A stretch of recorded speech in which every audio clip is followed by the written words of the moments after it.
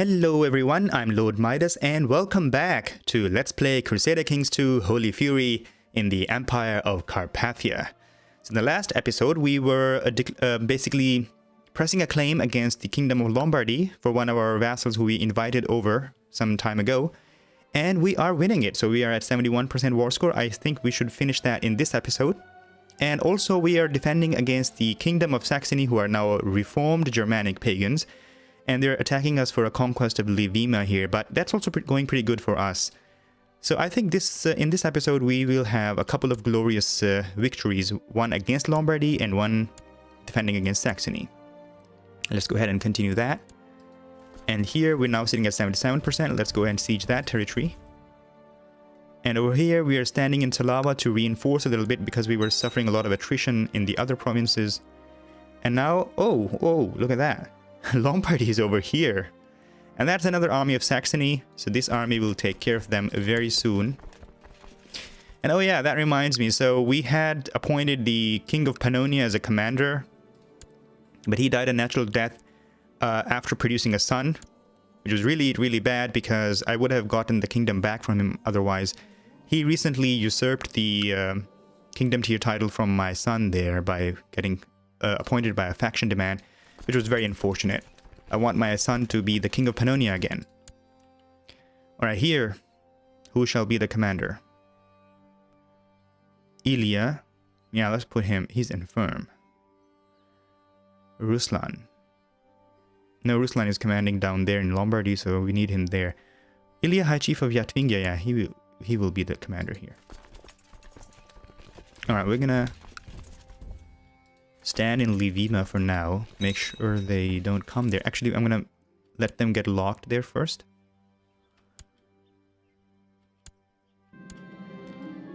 Or maybe they're already coming. We will go back like that. Okay.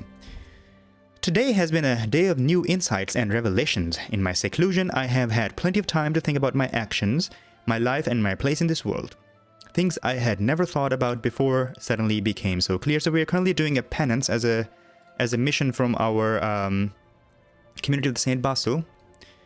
God has shown me the light. We make some progress in our penance. Excellent. Let's get them. I think we will get them. More technology. Perfect. And again, in the culture, so we did advance our cultures toward the end of the last episode in Majesty. So I think I'm going to keep doing that. Or do we need high legalism? So it's been a long time since I played Feudal, so I think there is some kind of an important law that comes with legalism level 3. So let's upgrade that to level 3 preemptively, so that when we become Feudal, it's already there. Another raving mob of Tengri infidels have risen up in Sopron, reinforcing the ongoing uprising. So this area down here is a huge Tengri somehow stronghold. A lot of Tengri revolts happen over there. Okay, so this Lombard army just passed us and went south. We will take care of them eventually. 51% against Saxony, perfect. Are they gonna come? Yeah, they are going to come. Get killed again. Alright, I have spent the entire day saying prayers in deep concentration. During the first hours I noticed nothing out of the ordinary, although at some point I lost track of time and entered a dreamlike state. There was nothing but the holy words passing through my lips, and they rang true as the sweetest music. God has shown me the light, and we make more progress doing our penance. Very nice. Alright, when they get locked, we will go there and get them. We are also reinforcing. That's very nice. We're losing some sieges. Here. Tengri uprising. Okay. And with here we will unsiege the areas that they have sieged. Make them lose more war score. Kalevan. Alright, more progress it seems. Things I have never thought about before suddenly became clear again. So, more progress, perfect. And they're coming back to Livima. So we're going to assault that and go to Livima to take care of them. Alright, for a long while now, You have not felt the presence of the Blessed Virgin in your thoughts. You are starting to wonder whether there's really any truth in the Bible, or if perhaps it is just an old book written by clever liars. If I remember, Emperor Demetrius also had a similar thing at some point in his life, and he decided to pass out on the blasphemous feelings at the risk of becoming depressed. But he was already zealous at that point. Alright, so we can perish these blasphemous thoughts and become zealous. I think that's perfect. We will take it. Alright, perfect. We are an excellent iconoclast, zealous ruler now, following in the footsteps of Emperor Demetrius. Alright, how's the situation here? When we finish this siege, we will go back there. And we've got a battle going on here. Also, we're going to win that. Our daughter is ready, Olga. Let's put her on duty. And take care of that army. And then go back here to siege that. I think Lombardy is going to be part of Carpathia very, very soon. Commander.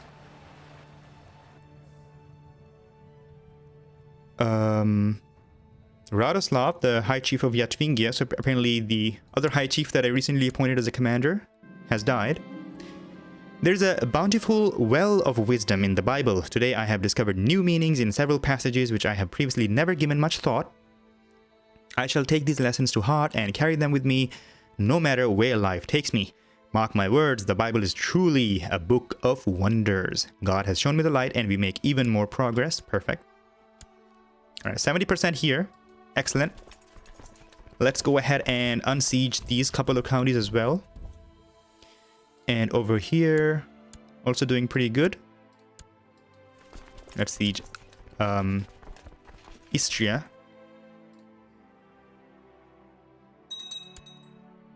Alright, King of Bulgaria has inherited the county of Bratslav. This was down here, alright. That's within his realm, so I don't mind. He's a big vassal. Alright. God's blessing upon thee, Rasophorus Rodislav. We are pleased with your progress. During the time you spent in contemplative seclusion, you have taken a great step on the path of the rule of Saint Basil. Hereby I declare your mission completed. You honor me, Megaloschemos. We get 200 devotion. And we are successful in our penance. Perfect. My wish to become a better Christian has led me to the rule of Saint Basil. As I have followed this holy path, I have felt my need for material goods diminish.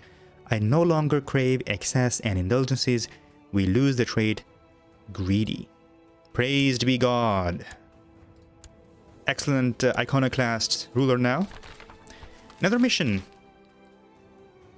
God's blessing upon thee, Rasophorus Rodislav. The order and God cares much for the souls of our members. As such, we would like to advise you to go on a pilgrimage, since you have not yet done so. Except, we will definitely go on a pilgrimage as soon as we're done with our wars here. Alright, we have removed that siege. And now let's go to Ingria. Also remove that. And how's the situation down here? As soon as we're done with that siege... Oh... We won't be able to win that battle now unless we bring our armies south first. Because that will be a big stack. Can we get them before they get there? No. Alright. In that case, we will finish that siege. 92%. And get out of this area as fast as possible before they attack us. Our stack has diminished considerably because of all those sieges. I'm gonna assault this, go down and take care of this army here. I'm gonna wait until they get locked. Kill that raiders. Okay, we will have to bring our armies south very soon now. So hopefully we can first finish the war with Saxony. He seems to be busy with quite a lot of wars though. So, yeah. I think we will just bring our armies south right away.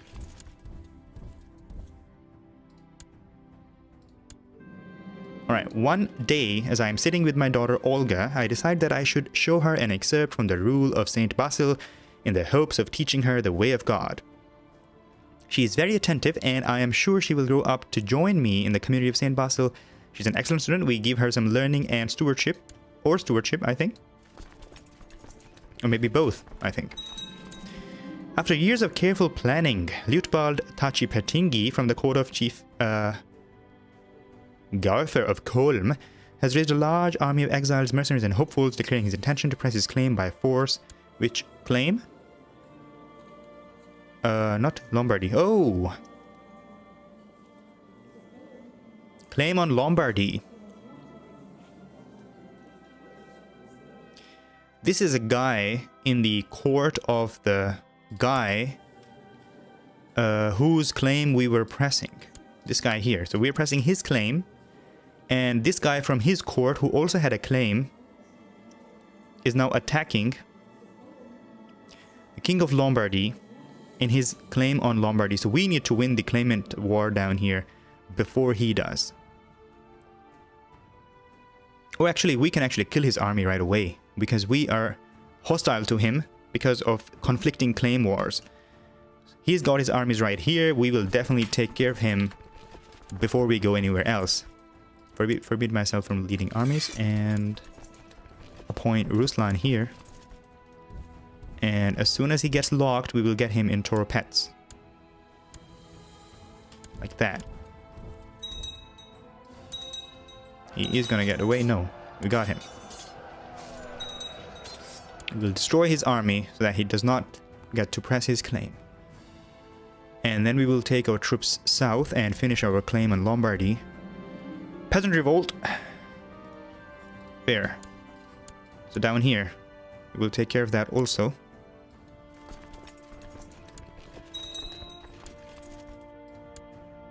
Alright. Somebody has inherited the chiefdom of Plock. Plock. Here. Alright, we have to appoint a new advisor, and now he's a loyalist. He used to be a glory hound or something. Oh no, pragmatist. Yeah. But now he can be appointed as an advisor who will be a loyalist, so we will do that. We need as many loyalists as possible. Alright, Rasudislav, the chief of Bosnia, High Chief, can now be the commander. Our eldest son, Milan, heir to the Empire of Carpathia, is now ready for education. And I believe we wanted to make him a good diplomat. We will continue on that path. He's also affectionate, so he will hopefully make a very nice diplomat. 11 in diplomacy already. Let's continue with that. Alright, he managed to siege Lavima with 60 soldiers. Is that a joke or what? This is annoying. I think I'm gonna split some more troops from here. And instead of sending the entire army south, I'm gonna send these people south. Like that. Combine up with that army. Actually, combine up here so that they don't get killed by the rebels on the way. Send this army south, actually. And the other one can stay top and make sure that Saxony does not win here. Yeah, they're sending quite some troops. It's good that we keep some army here. And Sudislav shall lead this flank.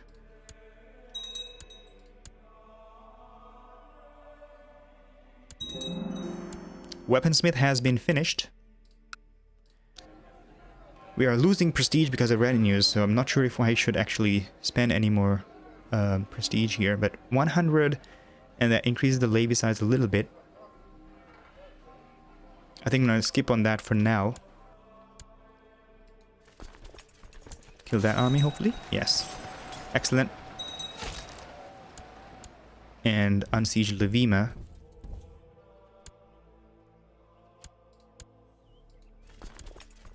And I think with these two armies combined, we will also have enough troops to finish our war against Lombardy. assault that. Go to Talava. Almost winning this war now, 93% score.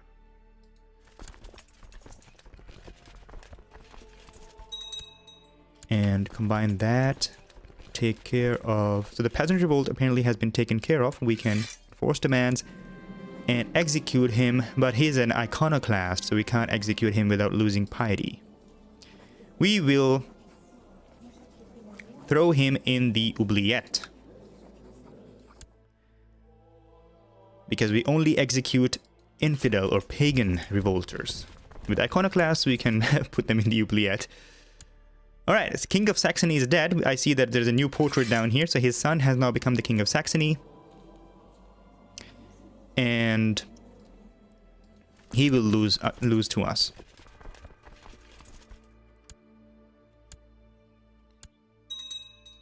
Right, this Tengri revolter, we're definitely gonna execute him. Also hanged. So I think we've hanged like 3 or 4 revolters in the past. All the tribal vassals are going to be called to all kinds of wars that we're fighting. Alright, send this army here. 98% score. And he has troops here, which will take a long time to get here. I think we might also already be at 100% by that time. A large merchant caravan from distant lands has arrived at the gates of your stronghold. Their leader, a jovial man of massive girth, pleads with you in a strange accent to grant them shelter from the elements for the night. We are kind, and humble. Very well, let them in. We will let them have some shelter. As the evening falls, fat merchant sits by the fire and regales you and the rest of the court with stories of his travels. His appetite seems insatiable, but as you do not wish to prove a poor host, you order your servants to bring in a second serving. We'll learn more about the mystical realm of Hindustan. Dawn breaks and the caravan prepares to move on, and he wants to give us a eunuch who is strategist, organizer. We will definitely accept that gift and appoint him as a commander to lead our armies. Alright, is there anyone who is not worthy of leading armies right now? I think it's gonna be this guy, 11 marshal, and not really any important modifiers. Our eunuch is going to lead troops in his place, and I will also grant him the minor title of court eunuch. Okay. And he should then lead this army so that they move a little bit faster. Oh, they're already there. Then he will lead the center like that, and Ruslan can lead the flank. Let's get them.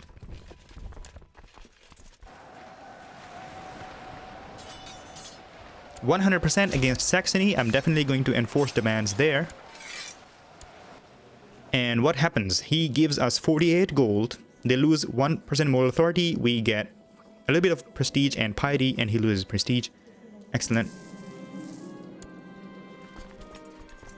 Now they will think twice before going against Carpathia like that.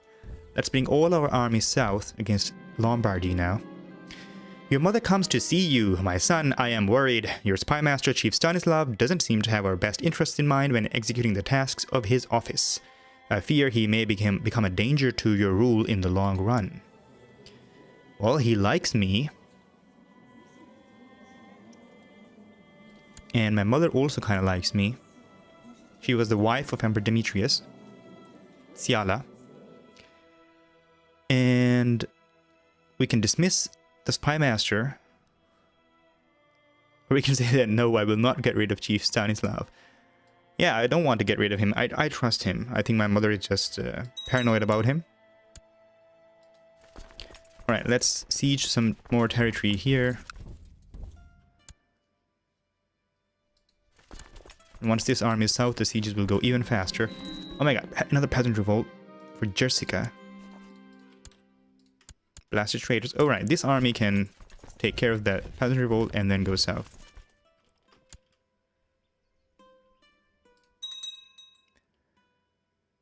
And we've had a lot of revolts, haven't we? Prince Bishop tells me that Kundach of Bulgarian revolt is preaching his false religion in Heavy's tribe. We have a Bulgarian revolt vassal who is Tengri.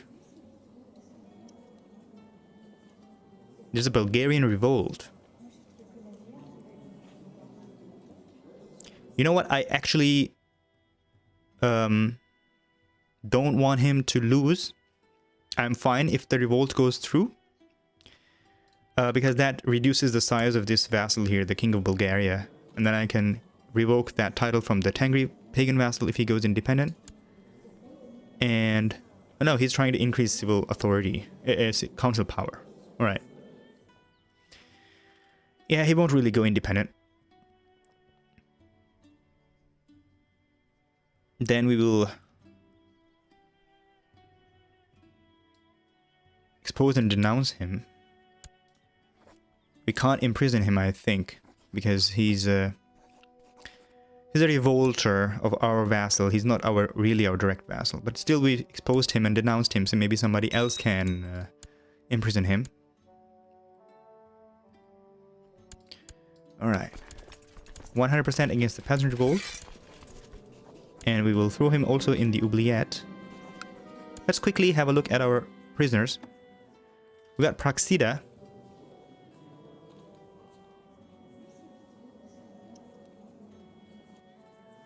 She is iconoclast.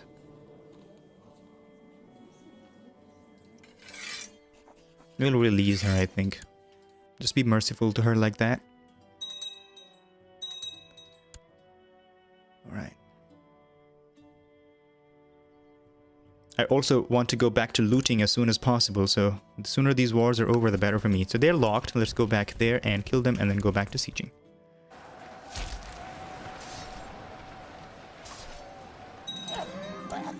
Bishop Gumpert of Aquino was captured in battle, is now my prisoner. Perfect. We will ransom him for 25 gold.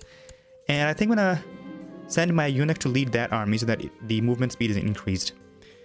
Alright, your dedication to religious pursuits has been noticed around the realm. Among others, it has quite impressed Vsevolod. You have maintained correspondence on various religious and philosophical matters for some time, and find that you're rapidly becoming good friends. We become friends because our common interests bind us together. He's some guy over here. Alright, ransom has been paid, and I'm gonna put my eunuch to lead this army, make it move a little bit faster, because he's organizer.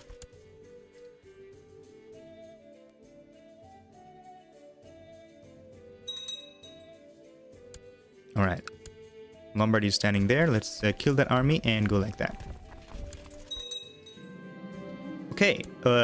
Somebody was sleeping, I think. No, that's not the sleeping event. Okay. While carrying out my duties for the community of St. Basil, I have met Megaloschema Sokol on several occasions as a leader of the community. These encounters have never ended well. One would be hard-pressed to find a more unsympathetic character. I suspect he is spreading lies behind my back to damage my reputation. What? He is Orthodox? He's not even iconoclast. Wow. And he is the leader of the community of St. Basil. and he's giving missions to us. He is supposed to be a heretic because iconoclast is the main religion now. What shall we do? Should we become rivals? Yes, we will definitely confront him and reveal his dishonest ways to the world. He's also greedy and deceitful like that, so we will definitely do that and become rivals with him. I don't care because he is Orthodox. We don't want him. 73 years old. I hope he dies soon and some iconoclast person like that can become the leader of the community. Alright, our big stack is also here. Let's continue to siege them.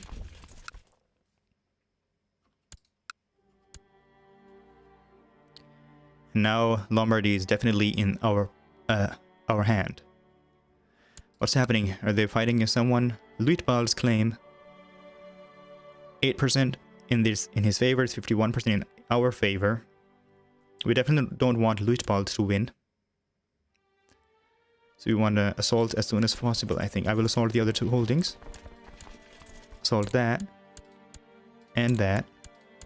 And then go here. Here also I think I will assault the city and the temple.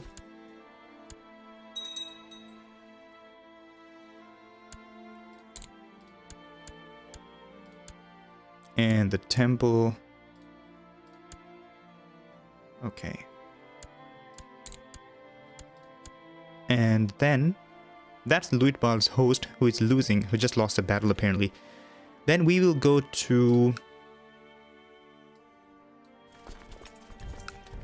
Padua.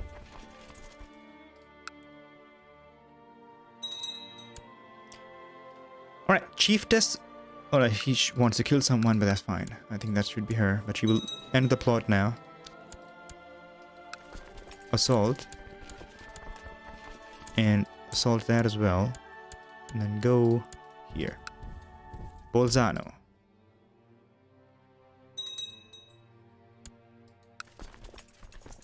Alright, they're going here. We will definitely get them when they get locked. Like that.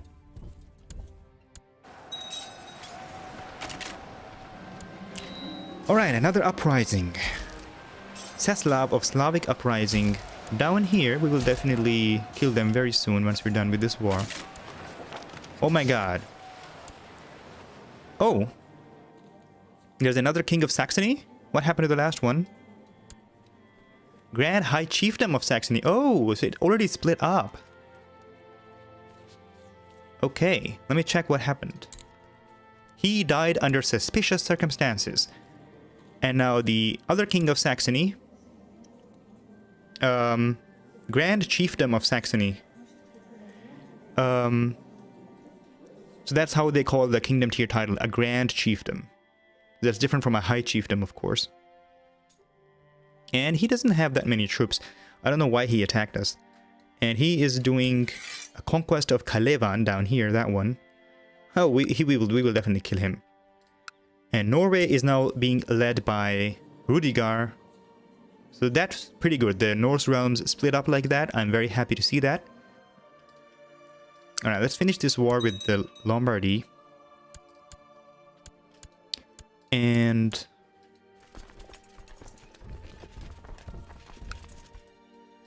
then right, assault these holdings. No, there's another castle. Oh, there's attrition there. And go back.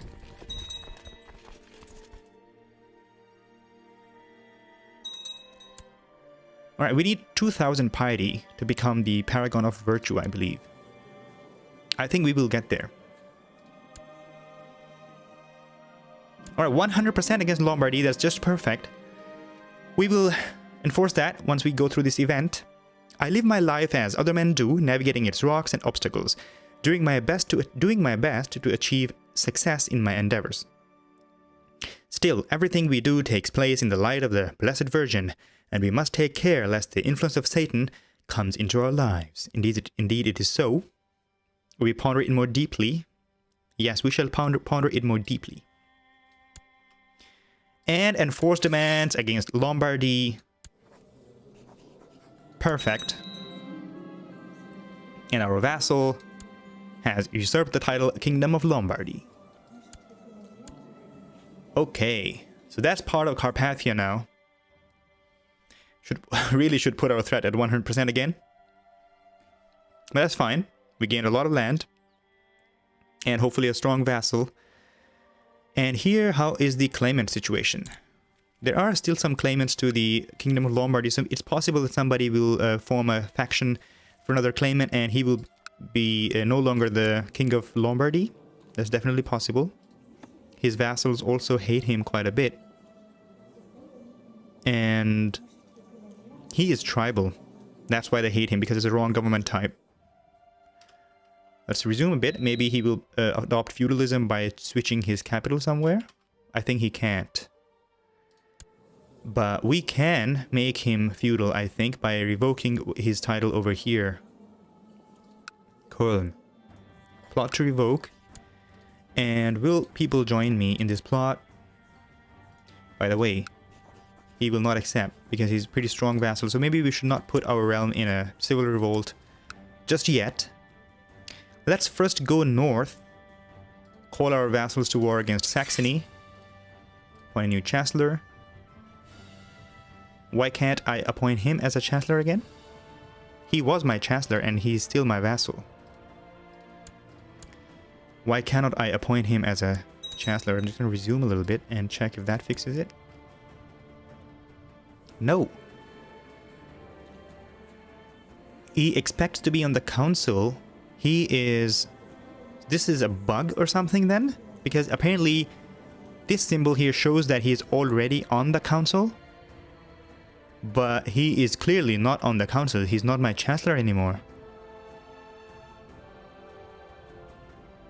And we don't really have any good candidates for a chancellor, so I'm going to invite a character who might be a good chancellor. So this is a guy, Mstislav Korir in Sakala. He will make an excellent chancellor. He's also iconoclast. Invite to court, and we will appoint him as a chancellor. Alright, let's combine our troops down here and take them north and take care of Saxony. He will join our court and will become chancellor.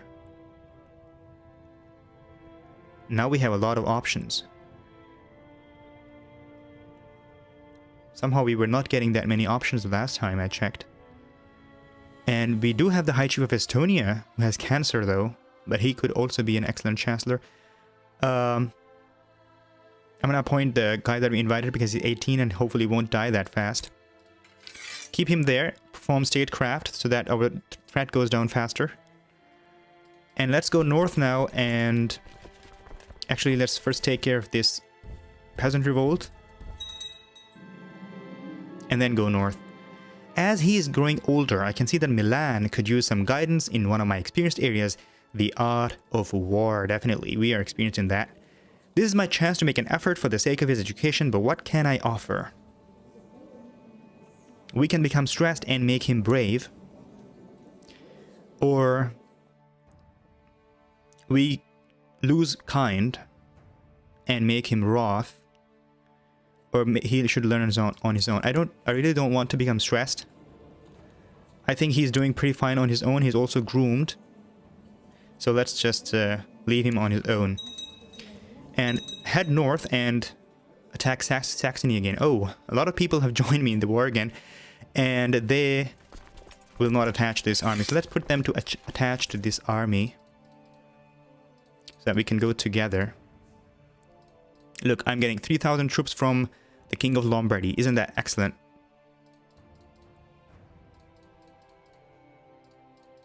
Okay.